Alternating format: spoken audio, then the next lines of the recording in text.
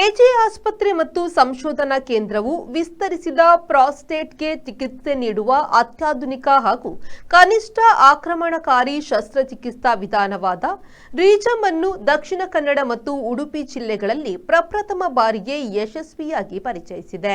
ರೀಜಮ್ therapy ಶಸ್ತ್ರಚಿಕಿತ್ಸೆಯ ಅಗತ್ಯವಿಲ್ಲದೆ ನೀರಿನ ವಾಷ್ಪದ ಶಕ್ತಿಯನ್ನು ಬಳಸುವ ಪರಿಣಾಮಕಾರಿಯಾದ ವಿಧಾನವಾಗಿದೆ. ಇದು ದೀರ್ಘಕಾಲದ ಮೂತ್ರ ತೊಂದರೆಗಳಿಗೆ ಪರಿಹಾರ ನೀಡುತ್ತದೆ ಮತ್ತು ಲೈಂಗಿಕ ಮೂತ್ರಕ್ರಿಯೆಗಳ ರಕ್ಷಣೆ ಮಾಡುತ್ತದೆ. ದಿನದೊಳಗಿನ ಚಿಕಿತ್ಸೆಯಾಗಿದ್ದು ಇದು ಸುರಕ್ಷಿತ ಮತ್ತು ಸೌಲಭ್ಯಪೂರ್ಣವಾಗಿದೆ. ಈ ಚಿಕಿತ್ಸೆಯನ್ನು ಈಗಾಗಲೇ ಎಜೆ ಆಸ್ಪತ್ರೆಯಲ್ಲಿ ಯಶಸ್ವಿಯಾಗಿ ಮಾಡಲಾಗಿದೆ.